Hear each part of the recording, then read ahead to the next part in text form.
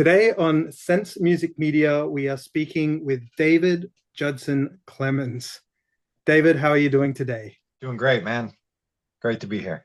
And today we are having a chat because you've got a few things that you've already released, but also at the same time, a few things coming.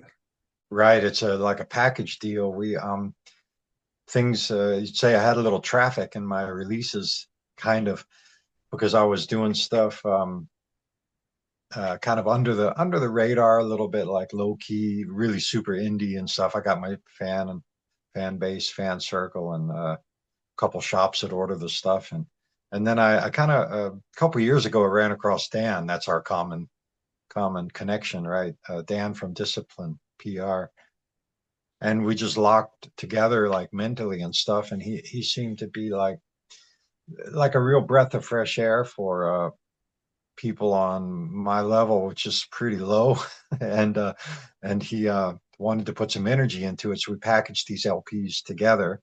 And like especially the that Damn the Machine had the two demo releases, and now we're doing the debut finally after 32 years on vinyl. And I also had a brand new solo album out that's doing really well, better than I expected, actually. It's hardly a side project anymore. And he said, "Well, Dave, why don't we just do this? Why don't we put all four together and make a LP edition release date?" And I thought, "Oh, that's perfect," because we had a little issue with the debut of the first pressing because we're on the second pressing already. Little small, very hardly noticeable issue on side A, and so we got replacements done, no charge anyway. And so then that take a little was taking a little bit more time. In fact, they're almost done now. So actually everything just kind of worked out, and we picked Dan and me together, decided on the 3rd of October for a release date. But neither one of us knew that Taylor Swift would be releasing her album on the exact same day. Now that is a total coincidence. So really, I saw that yesterday. I thought, what the fuck? How did that happen? So yeah, but anyway, So it wasn't a uh, plan to go head to head and give her a run for her money. I mean, my daughter's a big fan, and my daughter swears that she waved to her in Hamburg at the concert. So maybe she got the idea from us and took our release date because we're so cool. Yeah, so it could be, yeah. And but that's kind of how all that got together, the four LP package. And yeah, they exist kind of already, but we kind of then held it back a little bit, and Dan did the world like a worldwide PR thing. And so, for example, Australia, who I really have no reach. I think I have two fans in Australia, and they both always order everything, but I know them by name. I almost have their addresses memorized. It's like I'm not like blanketing out across the globe yet. But Dan had a plan for that. That's how that happened. Yeah. Least you've got some Yeah. places to stay if you ever do make it over to Australia. Two, maybe three now with you, because now I have a third. I know three people. Yeah, in Australia. You are more than welcome to my couch, David. Thank you. Let's start breaking down the separate components of this release. So you're already talking a bit about, yeah, the most recent record you've put out, Everything a War. So that came out in March earlier this year, and by the sounds of things, it's been going really well for you. What are some of the themes that you talk about, also sing about on the album? Tell us a little bit about that record. Yeah, that was like the CD, you'd say digital and CD release was in March, and then we needed quite a bit of time to get the LPs together. And now, of course, what we said in the previous question, that it fits into our little package release now. So um, the concept and the direction, I've kind of sometimes I've veered off a little bit over the years in my life, but I kind of, since the very first Damn the Machine album, Ministers of Anger, even before Damn the Machine, I kind of always have this little naive thing where, hey Dave, like Michael Jackson, we're gonna go save the kids over in Somalia. Totally, totally naive. I mean, when you're a young kid, then you think, maybe if we recycle enough, the world would be a better place or something. These thoughts that we that we have. And so I've always had that from the beginning. And then over the years, of course, it kind of adjusted a little bit to like, you know, the different things maybe you need to do to make our world more enjoyable and more fair, but mostly more fair for everyone.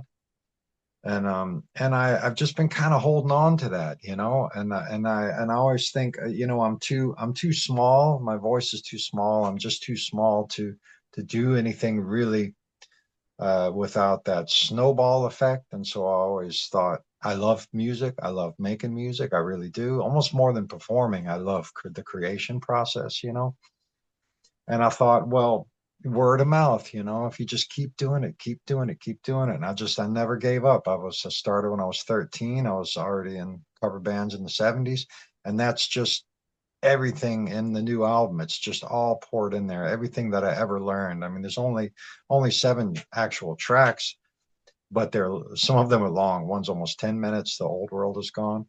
And speaking of which, if there's one, you know, one thing that I would really put my thumb on for the new album, it's that I was born in the 60s, and so I feel a little bit like I kind of was able to watch a lot of things firsthand. Like I watched my grandparents, my grandfather drove a tank in the Second World War.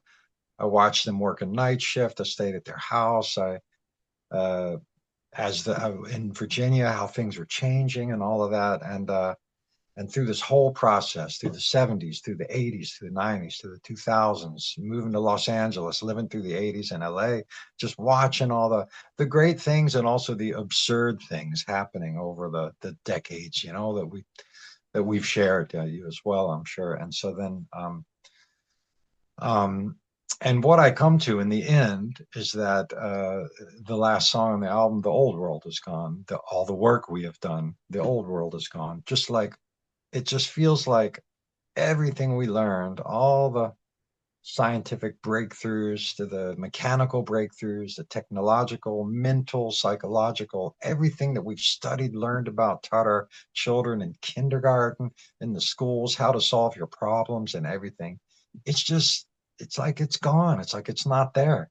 It's like we're living through a threshold right now where the to say kind of simply where you throw out the rule book and then everybody just started over again. And it seems like I mean, of course, that's a little bit dystopian. I shouldn't go because there's people all over the globe fighting to the death, you know, to keep these things alive. And so it's not totally true, but you understand it feels like we're getting a taste right now of all these things kind of disappearing. And that I kept feeling like I'm like a workaholic. My family is workaholic. My dad was a carpenter, always poor. You know, everybody in my family's poor. No, nobody went to college.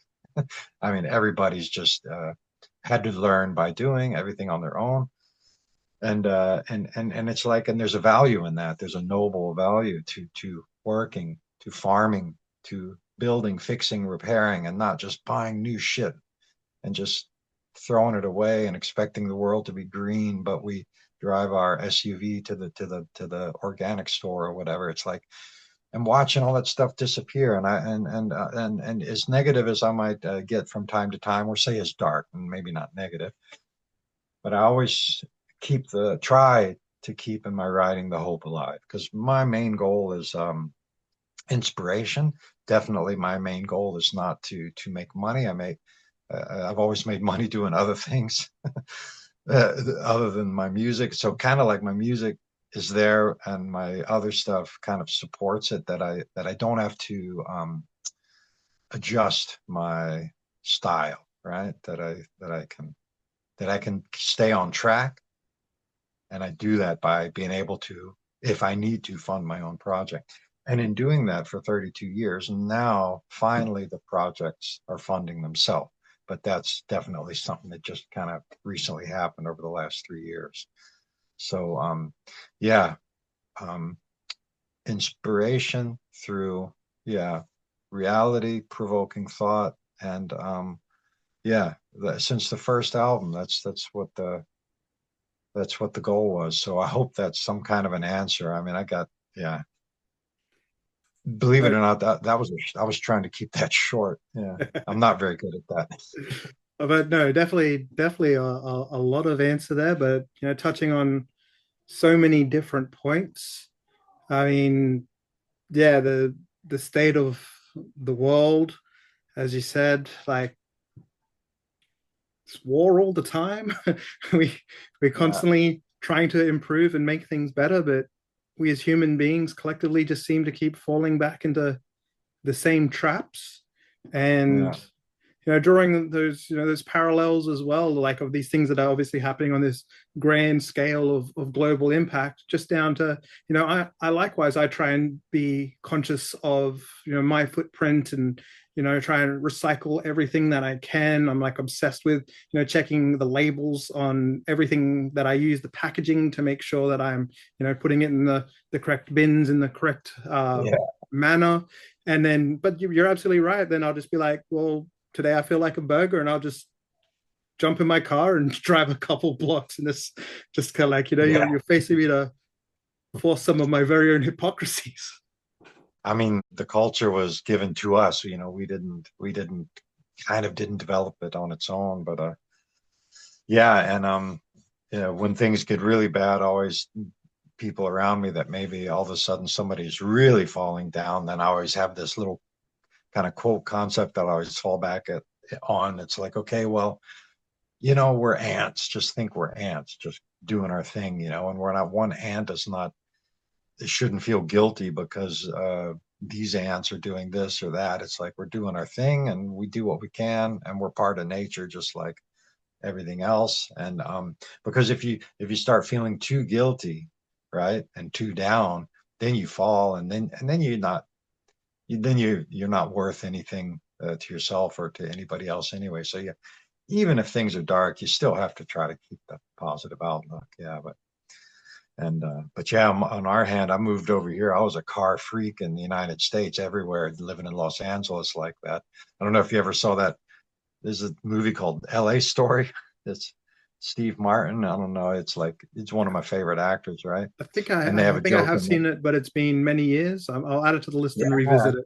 maybe it's from the 80s or something like that. And his girlfriend lives next door, lives in the house next door, and he would walk down to the street, and they would get in the car, and they wouldn't even start it. They would push the car, and the car would roll to the next house, right? And it was just like a sarcastic way to make a a point of how everybody drives in LA, even if it's just a couple blocks, they still get in the car and drive. And it's like, okay, maybe it's not that way now, but that was in the 80s. Yeah. And then when I moved over here, I didn't transfer my license quick enough.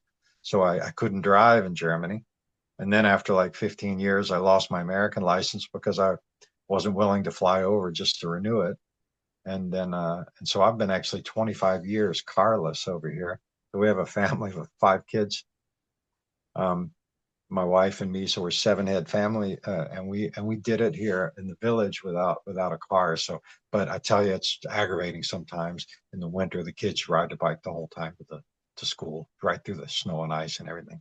It hurts, but I mean, there's no guilt there. There we have absolutely no guilt. Yeah, that's not the way I thought that When you point was go going to for a go. burger. I thought you were going to start, going on about your love of the autobahn, but no, it sounds like a very opposite Yeah, we're doing yeah, experience. we're doing the train because we live just outside of the border of Berlin, and there's a perfect train system, but they've managed to totally fuck it up with just stupid, yeah, being idiots. They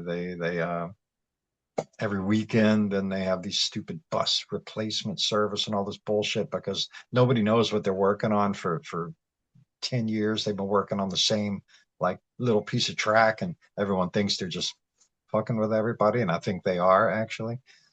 So it works.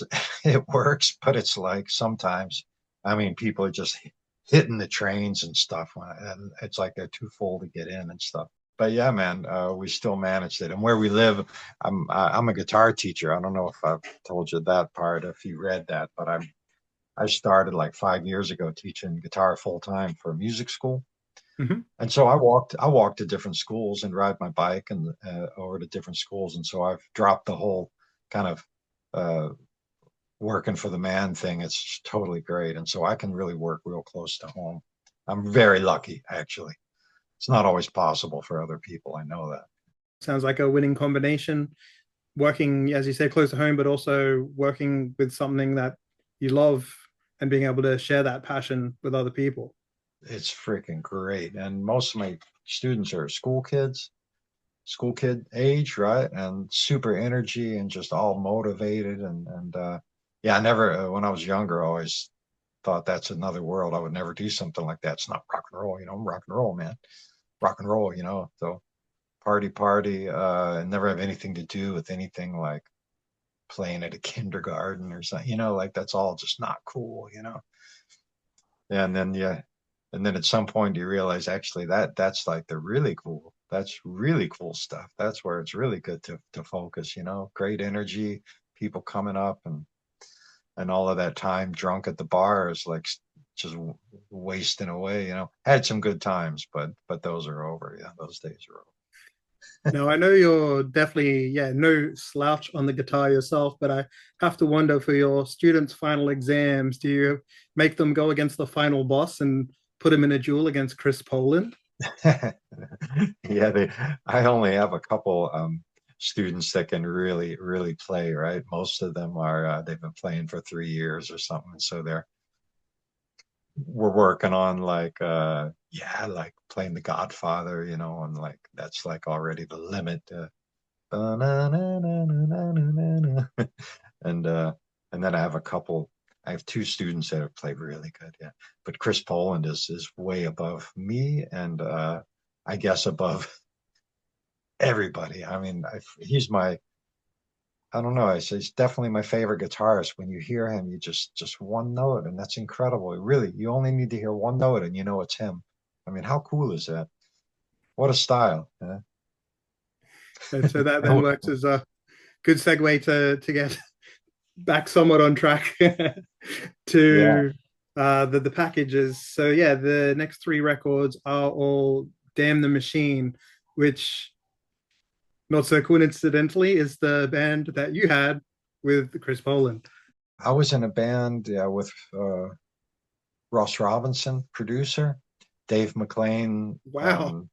Machine Head, Sacred Reich drummer. I think I was playing bass. We had a band called Murder Car, and we had practice rooms right next to each other. And then I had my band Ministers of Anger, and I wanted to go in the studio, and he recommended Dave McLean that Dave played. So that's how Dave ended up playing on all of my stuff before Damn the Machine. And then I played with those guys for a while. I mean, we had a lot of fun. We all lived together too. We all lived in my apartment in Santa Monica, me and Ross and Dave and girlfriends and everybody. We just put one on the couch, one in the closet. This is a good times in the 80s. And then from that relationship is actually how I ran into Chris, because Chris was also at the same practice room with Megadeth, right? And then at some point, I think I had moved away. I think I moved to Pittsburgh, and I had a band. My lineup was there. We were doing our thing in Pittsburgh, kind of like an offshoot, just looking, trying to continue stuff, try to do things a little bit of a different way. LA was getting kind of difficult and all that. And I was in touch with Ross, and Ross said, "Hey man, Chris Poland from Megadeth he's looking for somebody to play guitar and sing, and you need to really be able to play guitar." He said, "I think you might be good for that." And Ross really, really put us together. And Ross said, "Why don't you call him?" And he gave me his number. And I called Chris, and he said, "Hey, yeah, come on for an audition." We didn't really know each other. I sent Chris a Ministers of Anger demo, and he freaked out. He goes, "Oh man, there's a song on there called Money Man, and it's like just guitar. Just I couldn't never play that stuff anymore. My hand would fall off, right?" And and he said, "Come on out, man." I bought my own plane ticket. I think my sister and my mom paid for because I had to leave at that point from Pittsburgh or from Richmond, or I may have been bouncing back and forth. I went out there, played one day in the room in downtown LA with those guys, with Chris, Mark, Paul, and his brother, and Dave Randy. Man, we started writing songs right away. They told me the next day, the next thing. No. Then I went back. And then Chris said, "Man, I want you to come right back." And he bought me another plane ticket himself. And I came right back. We played again. He said, and then we agreed. He's like, "Okay, we're going to do this. You're the guy." And then, and for me, it was just like really easy. It was so nice because all that energy that I'd been building up inside, activist kind of energy, and but not really being like a totally like a fruitcake, I come from, um, like I said, the hardworking poor family in Virginia. It's like I kind of like I can see politically, I can relate to both people, both sides, and I think this kind of helped a little bit because my whole idea was to be neutral with my lyrics and stuff. That I don't want to attack people. I want to inspire them. And musically, man, it was incredible because Chris was like super fair. We both had our side. I'm in the left channel, he's in the right channel. We both were soloing and everything. Although I felt sometimes completely ridiculous to play a solo next to him. And yeah, and we just worked it out. And so we did one thing after the next. We had a couple people come down to the room. We got a deal before we even played a gig, which was pretty cool, major label deal. And we had all these demos recorded. I recorded them in the room myself, like on an 8-track Tascam, so half-inch tape machine, pre-mixed everything. So we dropped it right away to stereo. It was always important to have really good cassettes to bounce them down to, like really, really good. It was the 80s, early 90s, early 90s. And all of that. And then we were ready for record the album. We did the album, all of that. And then, over the years, we did some touring. In the end, we just kind of lost our spark or something. And there was a time in the 94 after a couple tours where we just kind of lost our spark. We shouldn't have, but it was just a weird time. And everybody kind of, how governments do that. They do a confidence vote. We kind of like lost confidence in each other, right? And so I always look at that as I think that was the right thing to happen. So this is kind of like the whole DTM era in a nutshell, right? For me, it was the best thing because rather than us trying to beat it up and keep going, or a couple of the guys trying to keep it going or something like that, we really had a very fair agreement with each other and our manager. We said, okay, nobody touches this unless it's us four. We're done, And that's how we did it. And it was kind of like an in, but at the same time, now it feels like we put it on ice so that nothing would ever damage it, the legend. And the demos, the other two albums that are released, The Last Man and Day One. Day One is simply all of the songs pre-production before we went in the studio. And the other one is a collection. The Last Man is a collection of songs pre and post album. More interesting kind of maybe for fans because the Day One is it's like exactly you don't even always hear the difference right in the beginning, right? However, it's a live cassette recording compared to $150,000 48-track digital recording that took a month done by Brian Malouf, who mixes like Queen and Madonna and worked on Michael Jackson Bad, right? So you can hear a difference, but we were so prepared, and Brian wanted to keep it raw. He could have done more, of course, to make it really crazy and overproduced and all that, but he really wanted to keep it pure and honest. And so that's kind of how those three albums came to be, and that's a little bit of the story of Damn the Machine, how we started, how we ended. Of course, if you have some questions, I can definitely elaborate on some finer details. Just let me know. Oh, I appreciate that. And certainly the whole, Ross Robinson connection pricks, my ears up because I was like in my formative years very much of the, the new metal wave of, the Corns and the Limp Bizkits, the Slipknots, Glassjaw, like so many of, my favorite artists, to this day went through him for their record. So that's quite amazing. If you catch up with Ross anytime soon, to tell him Rashid says thanks. Yeah, for sure. Yeah, we were carving out things together. I learned a lot from Ross.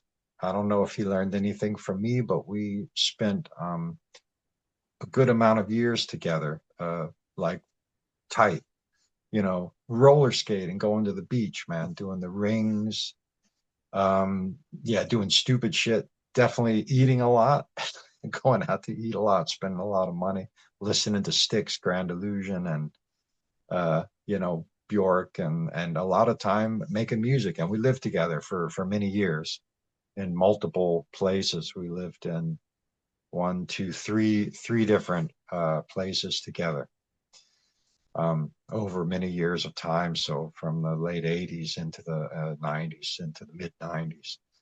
And then, but yeah, I will definitely tell him hello from you.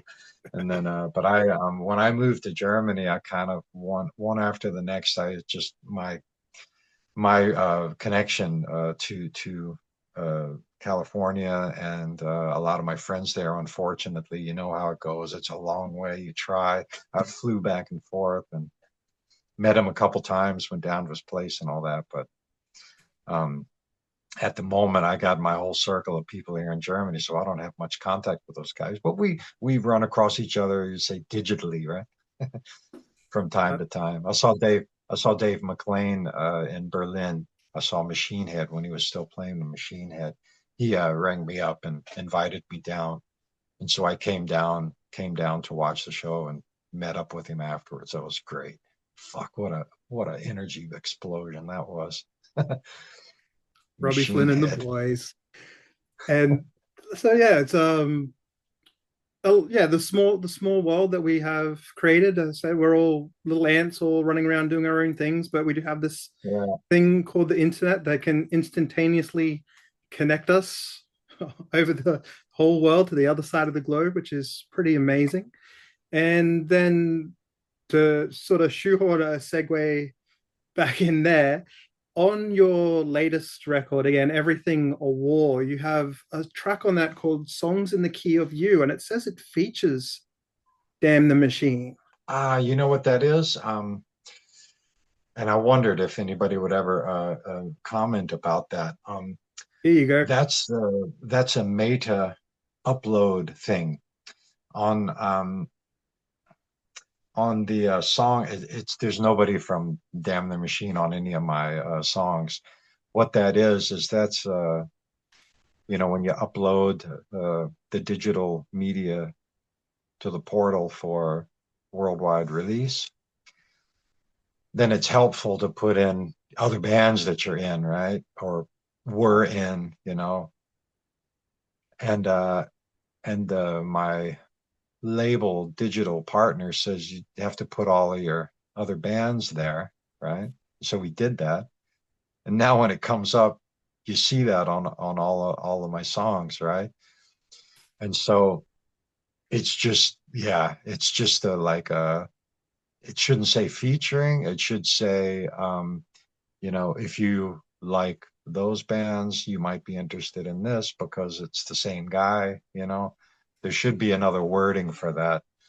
But I'm considering to change that. I could, of course, we can take it back out again, but yeah, but no, there's nobody on there. Only us three. Yeah. My daughter's on the album. That's the biggest feature actually. Yeah, there you go. That's what the name should be on there then. Yeah, she's true. She's not she doesn't have a band or anything, so there's nothing to write on there, but we have her listed in the credits, of course. Yeah. Well, so that might not be then the further lead on to what I was going to ask next, but still very applicable. With the release of these records, have you and Chris been chatting? Has there been any interest in reigniting Damn the Machine? Yeah, yeah, yeah. We because that was kind of like it was like a long process, and I kind of had thought about that as we were doing it. And we're all in touch. Me and Mark, Chris, and Dave Randy were all very, very much in touch, much more than we were over the last 20 years. We really had a long break. So, and then I would always call Chris. So once a year I give him a call or something, just catch up, right? But lately we're way more in touch than we were in the past, right? And and we went so far as to kind of everybody would love to do it, right? To do a new album. Um, but we started, like I started writing some stuff, and I noticed that I could really quickly get right back into the mental element of that, right? Vocally is a little bit different because I'm a different singer now.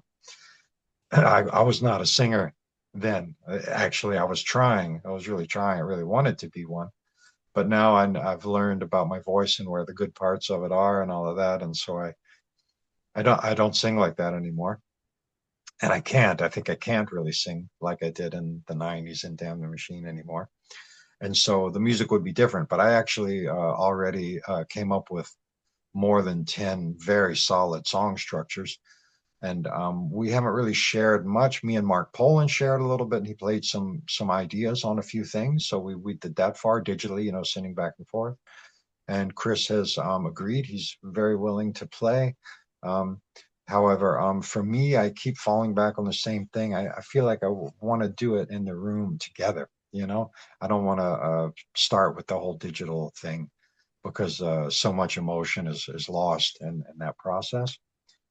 And so for me, I'm kind of like hoping that something will click, and either those guys might want to come over here, which would be for me, of course, more convenient. Um, We haven't or got a I car, we right? can look at it. Yeah, yeah, no, yeah. Don't expect me to drive you around anywhere, man. Yeah, but the subject is on the table. Everybody's happy. Worst case, worse, maybe. I mean, if the worst case would come that we wouldn't be able to get together, then it could really be possible to pull that off. But I want to have at least the drums live tracked, and so that would be Mark. Mark would need to either go in the studio in Florida where he lives, or need to come and visit me here in Germany. Yeah, which I And would what's love. better? I think. Yeah. And what's better than being in a room with your mates making some sick ass Yeah, music yeah, together? really, because I don't, I know that because Mark's teaching drums, right? Mark Poland, the drummer, he's like me. In fact, he was big inspiration to talk me into teaching because I was kind of resisting it for a while, and he'd tell Dave, man, you'd be perfect. You got to do it, Dave. You got to do it. Just trust me. Just trust me. Just trust me. And now about every week I have to send him an email. You were right, man. By the way, did I tell you this week? You were right because I love it so much.